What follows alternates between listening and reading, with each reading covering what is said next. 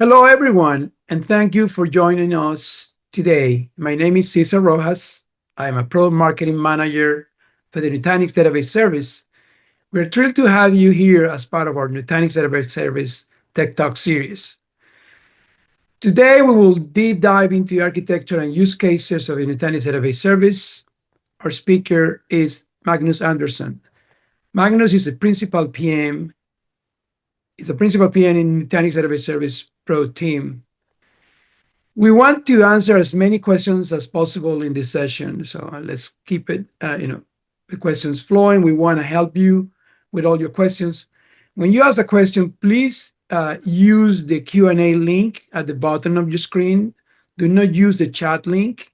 We want to be able to actually use that option of Q&A.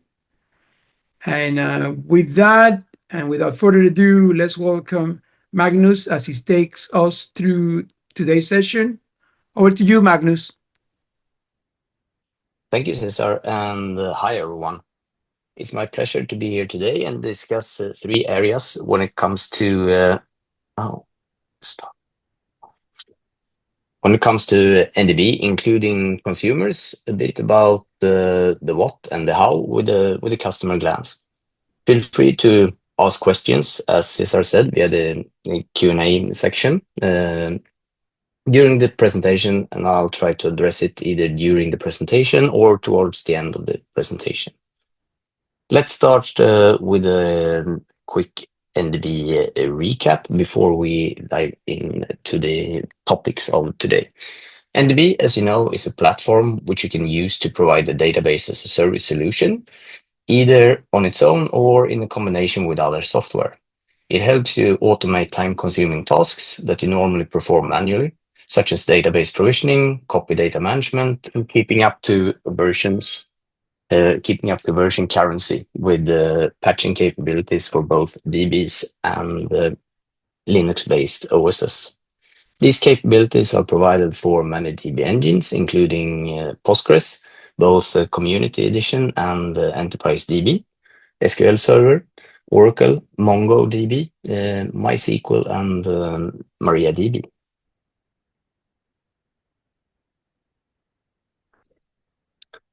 Let's move on to today's topic, where we will cover key personas, including who they are and how they interact with NDB. Might or might not be the typical data consumers you expect, but it's good to understand what we see from NDB perspective. The architecture topic will discuss NDB control plane logical components and what implementation options we provide, plus what we see in the field. And the use cases / customer use cases will discuss two large enterprise implementations we have in place, including how they consume and interacts with NDB. Focus will be on architecture and customer implementations, and instead of live demos, we will discuss the actual implementations in terms of logical components, how they interact with NDB, and the current scale. The most recent version of NDB control plane is 2.9, and anything we mention is referencing to that version unless I state anything else. The logical component running the NDB control plane is a virtual machine hosted on HV or ESXi. And within the VM, there are a couple of services running. The API server or gateway server acts as the front end and provides a user interface and API capabilities for each NDB instance. The metadata repository service is what we consider the backend. It holds metadata, configuration information, current state information about both ongoing operations, plus the databases and the database server VMs. The repository DB is currently based on Postgres Community Edition version 16.8. Operating system in the NDB server used to be CentOS 7, but was changed a few NDB releases ago and is now based on Rocky Linux version 8.10, which is supported until end of May 2029. Any changes to DB version, either major or minor, and the operating system, also major or minor, is taken care of by the NDB upgrade process, meaning it's hidden from the customer and you do not need to maintain those pieces of the NDB control plane. The default NDB server VM configuration requires 16 vCPUs and 16 gigabytes of memory. This drawing holds true in an environment where you only manage databases in one Nutanix cluster, but typically customers use NDB to manage DBs in multiple Nutanix clusters, which we will see in a couple of slides. In addition to the NDB server, there is one major component we need to include before we get the complete NDB service in place, and that is the software-defined S3 compatible Nutanix objects component. It provides scalable storage for unstructured data like backups, archives, big data, and backups is what objects is used for with NDB. To be more precise, it's the database log files for the DBs managed by NDB. Each database server VM is responsible for uploading the database log files to Nutanix objects when you enable log backups to provide point-in-time restore capabilities with NDB. And it's not limited to one object. Multiple objects can be used to provide high availability for the DB log files, or the backup of the DB log files, I should say. You register the Nutanix object store with the NDB control plane, and one bucket per time machine is created in most cases. There are certain situations when an additional bucket can be created, but it's not a common use case. As soon as NDB Multi-Cluster is enabled, meaning NDB manages DBs in multiple Nutanix clusters, one additional VM, an agent VM, is automatically deployed per Nutanix cluster, even in the Nutanix cluster where NDB was initially deployed. So in that initial Nutanix cluster, you will have two VMs for the NDB control plane. NDB can manage databases across 6 Nutanix clusters today, and this was recently increased from 3 Nutanix clusters. And this will give you more availability options when designing your environment, which is good and something you should keep in mind and take advantage of. Default NDB agent configuration is also 16 vCPUs and 16 gigabytes of memory. One important thing here is that each DB server VM must have connectivity to the NDB server, the agent VM, objects, and to the Nutanix cluster, meaning Prism element. This is sometimes overlooked and can cause issues during POCs or, in worst case, even during implementation projects. Based on customer availability requirement, you can also deploy NDB in high availability mode over 3 Nutanix clusters. The 3 Nutanix clusters must be closely located with a maximum of 25 millisecond round trip time. This is checked during the HA enablement workflow, and if it's breached, NDB will not continue enabling NDB control plane HA for you. You can also enable NDB control plane HA mode in one Nutanix cluster as well, but enabling it over just 2 Nutanix clusters is not supported, since you can end up in a split brain situation. The result will be 11 VMs making up the NDB control plane after you enable HA mode across 3 Nutanix clusters, 2 HAProxy VMs, 3 API servers, 3 metadata repository servers, and 3 agent VMs. Default repository DBVM config is 8 vCPUs and 16 GB of memory. And the same is also true for the HAProxy VM.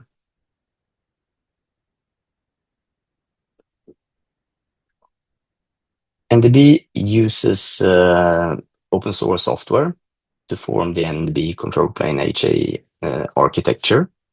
And let's start from the top by looking into the HAProxy VMs and see what's running inside.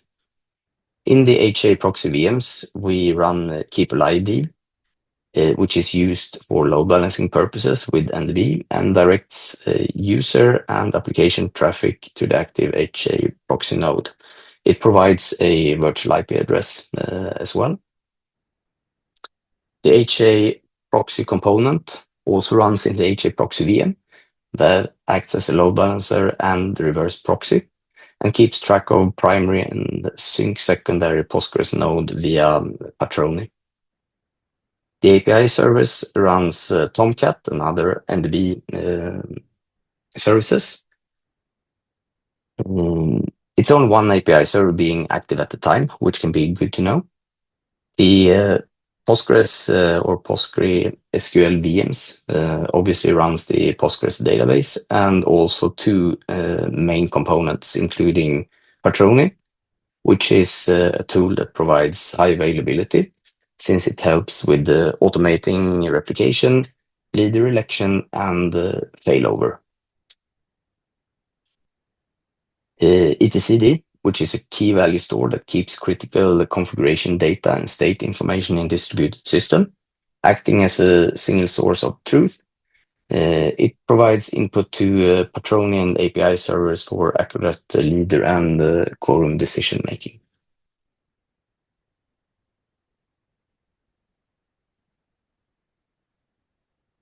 So a summary figure. These slides represent NDB control plane HA mode with multi-cluster enabled and object store for DB log backups. One thing you might have noticed is that I've not discussed a separate management cluster. Across our customer fleet, there are not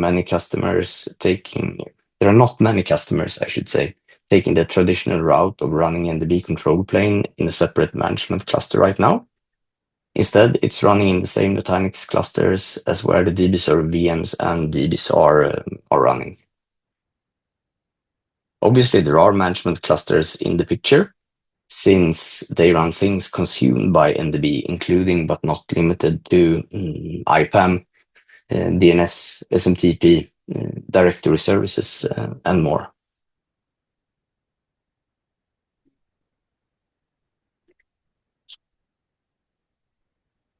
A few more discussion topics for the NDB control plane architecture, and as you know, the NDB time machine is the construct which provides backup, restore, clone, and clone refresh, so basically copy data management or CDM capabilities.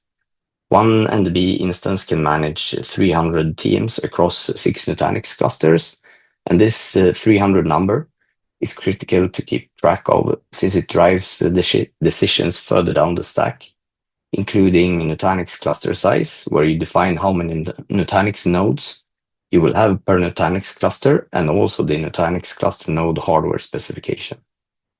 You must have a healthy relationship between these components, since there is no idea to design for the largest and most powerful Nutanix node or have Nutanix cluster with too many Nutanix nodes if you'll hit the NDB scalability limitations while only consuming 40, 50, or 60% of the physical resources. Then you will design for both software license and hardware waste, which is not a good thing. Especially software license waste can be very expensive depending on what DB engine you're managing with NDB. Be sure to clearly define your scalability triggers and how your design will scale. I will provide a customer example a bit later in the presentation. Since NDB version 2.8.1, you can backup and restore your NDB control plane configuration, and you perform the backup via the NDB control plane VM itself by running a Python script. Included in the backup is the metadata repository and known hosts files from the different NDB control plane VMs. SSL certificates, operation log bundles, scalability config, NTP, SMTP, and the DNS configuration files are not included, but you should have this configuration via your installation documentation. And the installation documentation is not to be mixed with the NDB public documentation. There will be no configuration values. When you perform the restore, which I hope you don't have to do, but to be able to do restore is a critical thing in most environments. And when you do the restore of the NDB control plane, you must restore it to the same Nutanix cluster as where the NDB control plane was running when you perform the backup. Meaning this is not a way to migrate the NDB control plane from one Nutanix cluster to another Nutanix cluster. This might be possible in the future, but it's not a product capability right now. And when I say the same, I mean that you should not have recreated the Nutanix cluster. So it must have the same UUIDs and everything must be identical to the time when you actually perform the backup. Prism Central can be backed up using the PC recommended ways of performing backups for Prism Central, and the object's configuration is included in the Prism Central backups.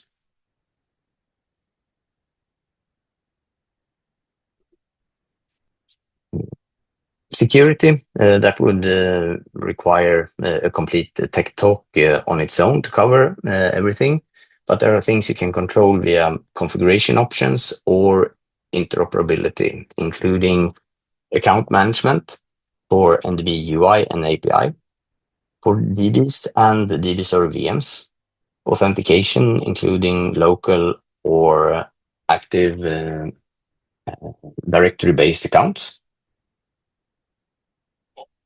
for both NDB control plane and the DB server VMs, role-based access control to NDB to make sure an individual or group of individuals can only take the actions they are entitled to, entity sharing within NDB, encryption, including both databases, and there you have TDE or CT for specific DB engines, and the Nutanix clusters.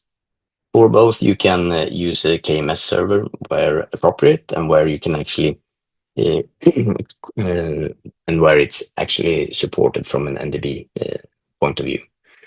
In addition, a Linux configuration for DB server VMs is now supporting enforcing mode for some Linux OSs and DBs.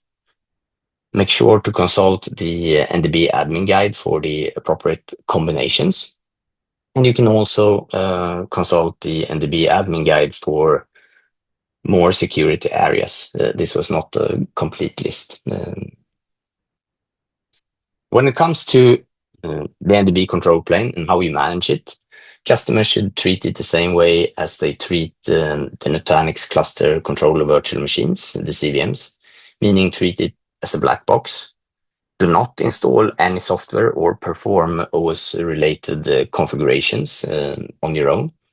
Only exception would be if you're told to do so in a specific situation by Nutanix support to unblock you if there is an issue or something like that.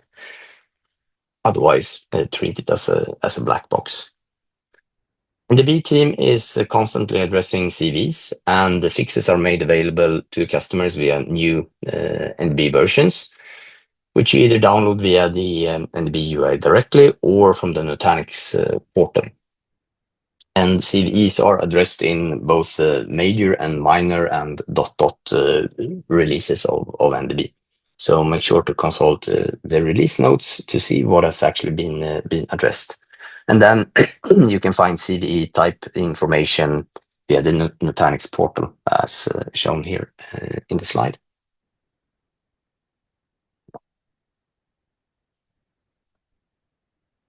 Moving on to key personas.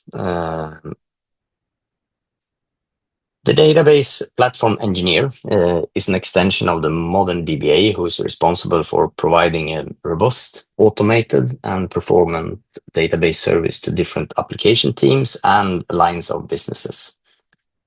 They value or typically value deep control over both the database lifecycle, including all the day 0 and day 2 operations provided by NDB, such as provisioning, cloning, patching, backup, decommissioning, and also control over the DB server VMs where the DBs are running. And this is typically driven by in-house processes, security regulations, network requirements, and more. This means what is actually delivered to the business is a combination of, you can think of it as a combination of Amazon RDS and Amazon EC2. And it's quite unique that a service like NDB lets you be in control of both the database layer and the database server VMs while managing both of them. So that is actually a good advantage for NDB. The traditional DBA was the main NDB or era persona back in the early NDB days. This persona is typically responsible for managing and maintaining the organization's databases, including provisioning, tuning, troubleshooting, ensuring data integrity, configuring high availability for the databases, managing backup and restore, plus disaster recovery, and in addition, also data security when it comes to, for example, cloning and copy data between environments, where some information cannot be cloned from production to test and so on. One key benefit we've heard from customer DBAs after NDB has been introduced is that they can focus more on data optimization, database tuning, and resource management, meaning more funny things compared to provisioning and making sure backups are working and so on. A developer the developer's typical use case is to get access to a DB as quickly and easy as possible without having to go through a complex request process. They need an endpoint from where they can perform day 0 operations and also day 2 operations, but focus is typically on day 0 operations. Both the database platform engineers and DBAs are managing NDB, and in some cases, also the entire Nutanix stack where the DB server VMs and DBs are running. We have seen situations or customers where the DBAs and the platform engineers managing only NDB or a combination of NDB and the Nutanix cluster as well. In the developer use case, the DBAs and database platforms engineers can also be responsible for the NDB environment. But in some cases, the Nutanix and NDB is managed under the IT admins umbrella. This is seen a lot with SMB customers where you only have a few people running the entire IT department. They can be responsible for, or the same persons can be responsible for everything from the hardware up to the application layer, including Nutanix, NDB databases, so on and so forth. NDB UI as used by database platform engineers and DBAs for managing DBs, defining profiles including software, compute, network, database, Windows domain profiles, and performing NDB control plane configuration such as access control, authentication, configuration, entity sharing, Nutanix cluster, networks, encryption, certificate management, and more. Be aware of password rotation for Nutanix cluster so you don't end up in a situation where NDB control plane can no longer manage the Nutanix cluster, since NDB is connected to the Nutanix cluster with a Nutanix cluster account for which the password has expired. We've seen a few such situations or customer use cases. Or customer support cases, I should say. Developers with little to no infrastructure knowledge just consume NDB via an app or API directly, and many times with as few input parameters as possible. When you start looking into reducing the number of input parameters required, you need a layer between the developer and NDB, which can complete the NDB API payload required to perform the NDB action. The API payload can be completed based on predefined values, such as environment purpose or belonging, or by other decisions or selections provided by the developer.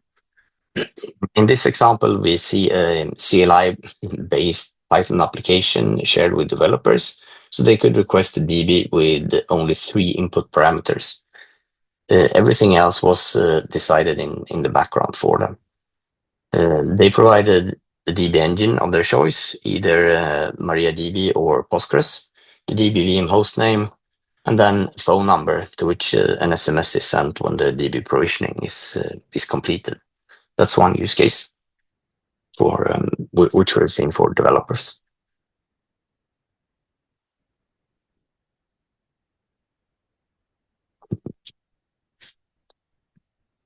Let's move on to use cases / customer implementation. And the initial customer use case we will cover is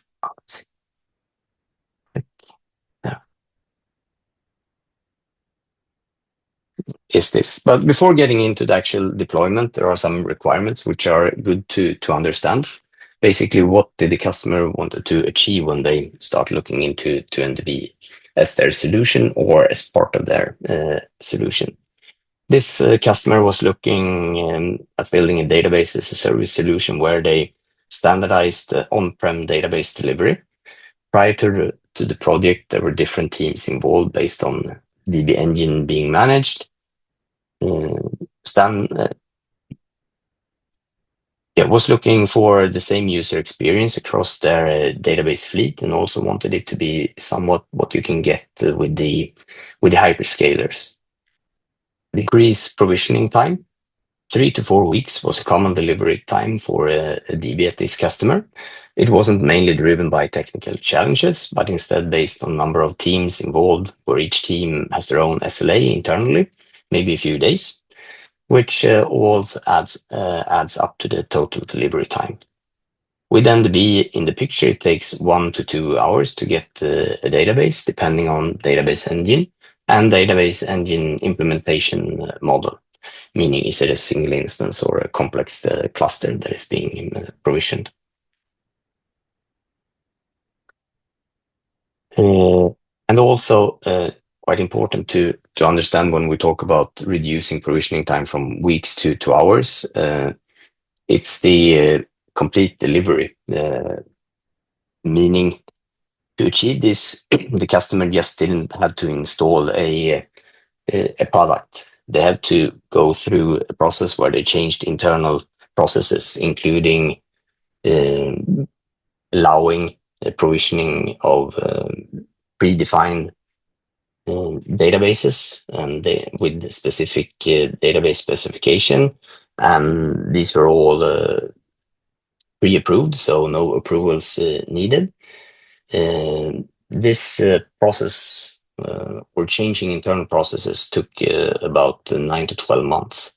So it's just not a click of a button to reduce provisioning time, even though NDB definitely helps in speeding up provisioning time. 2 additional requirements include provide self-service for anyone within the company. You do not have to be a DBA. You can be an infra admin, a developer, a project manager. The only requirement is that you're assigned to a group which has access to self-service portal tenant. And the last one was to move to an OpEx model compared to the classic CapEx model. There are ways to achieve this with Nutanix stack, and it fits this customer very well, since they now know the cost from a month to month, or have the same cost from month to month, and does not require a large upfront investment. The customer design currently includes 1 region with 2 data centers.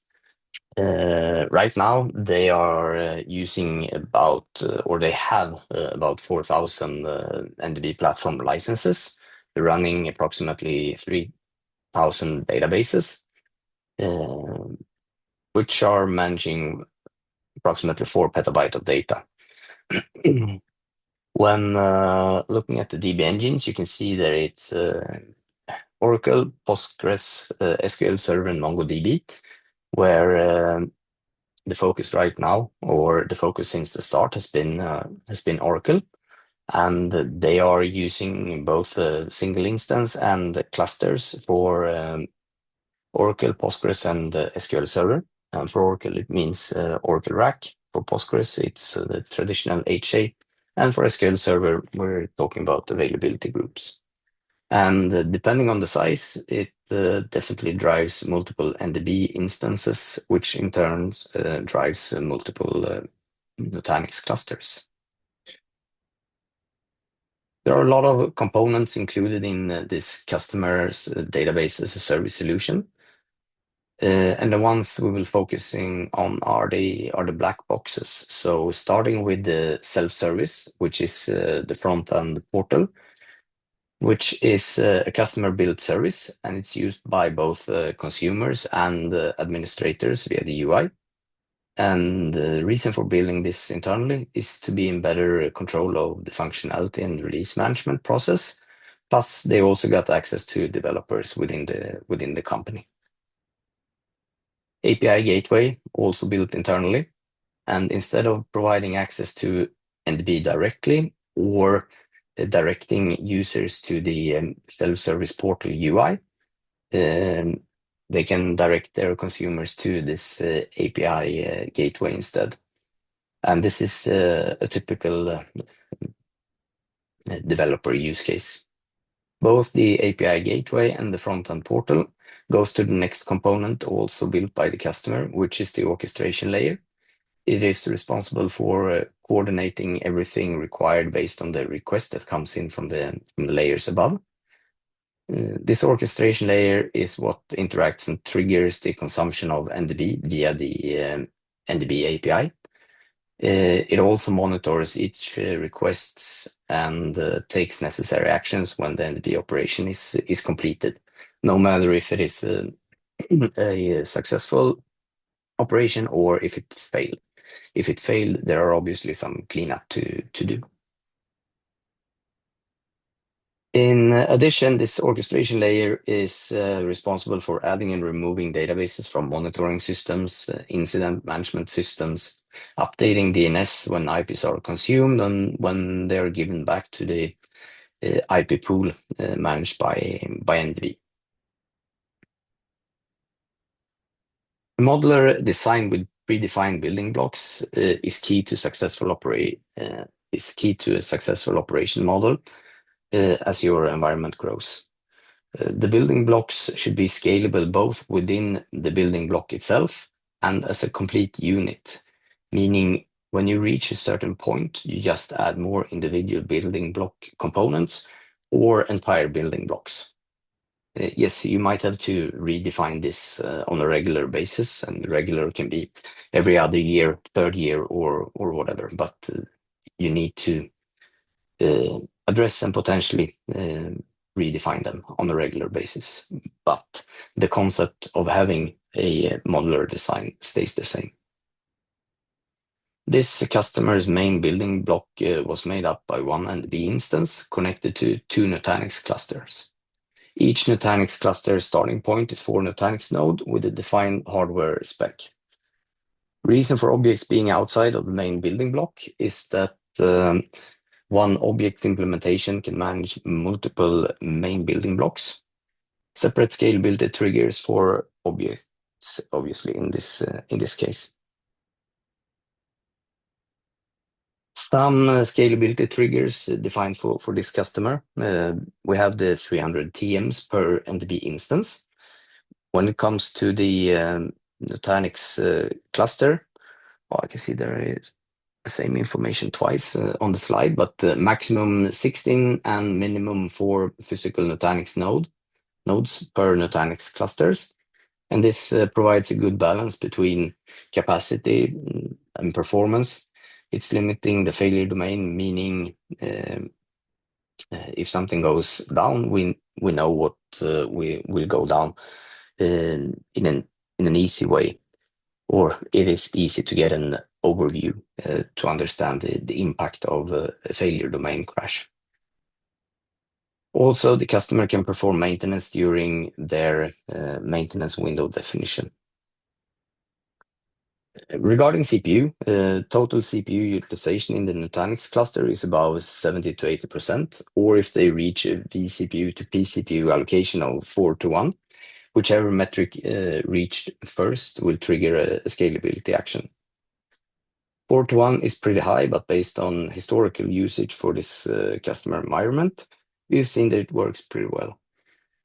Otherwise, a typical recommendation for vCPU to pCPU would be 2:1. We've seen the customers using 1:1 and also 4:1 with this customer and a few others.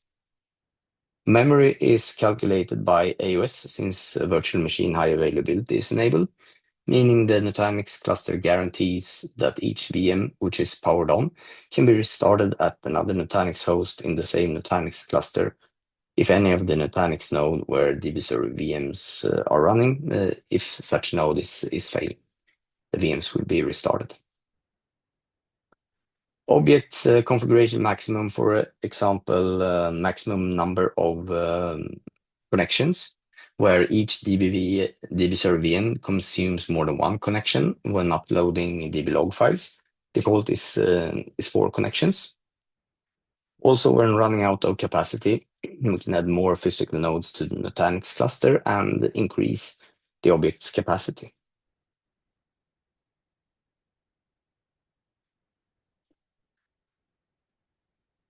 Second customer use case where the initial requirements were provide self-service, and same as the previous customer, this customer wanted to accelerate database provisioning by reducing deployment times.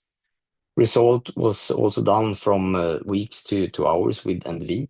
The same logic applies there. You need to change internal processes as well. It's not just implementing a product and the click of a button. Address recovery time objective requirements by performing quick point-in-time restore.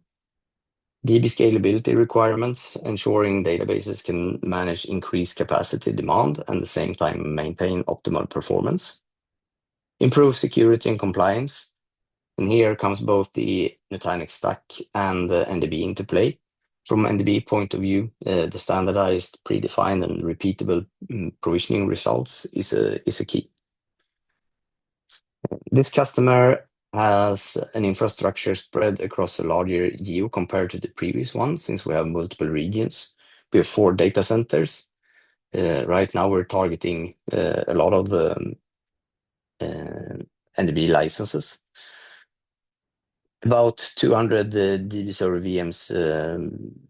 VMs deployed at this point in time. Databases ranges from PostgresSQL across SQL Server and MongoDB. And here we're also talking about both single instance, but the main focus is on HA solutions. And for MongoDB, it's both replica set and the sharded clusters. The same regarding multiple NDB instances and Nutanix clusters. A logical overview and the main difference compared to the previous customer is that this customer is using NDB self-service, previously called Calm, as the front end and orchestration engine. So this is where they direct their consumers to. There is also more focus on source code repository and CI/CD pipeline integrations in this case. Building blocks are defined a bit different compared to previous customer use case, mainly driven by the number of regions and data centers available.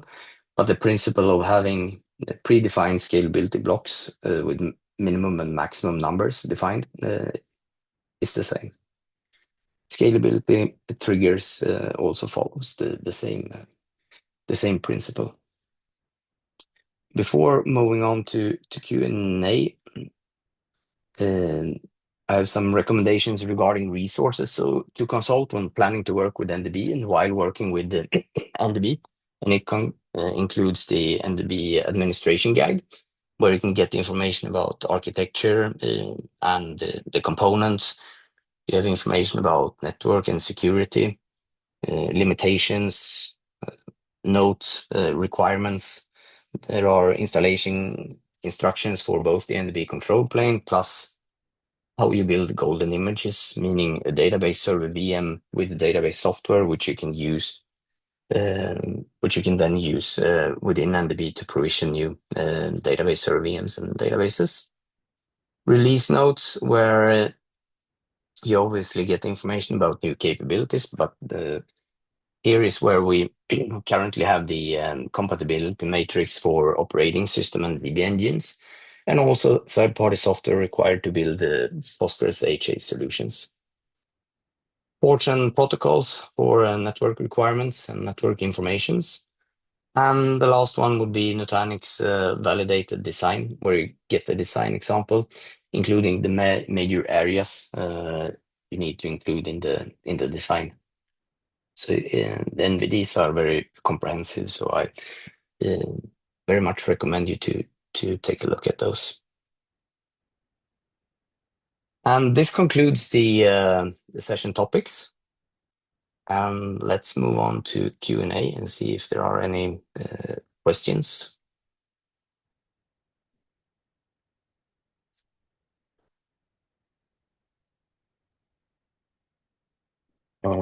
I can't see any questions, so I don't know if you put them in the chat or in the Q&A, or maybe there are no questions at all.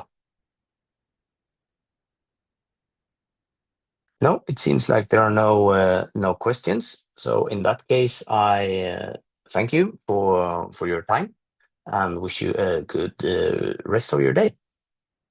Thank you, everyone.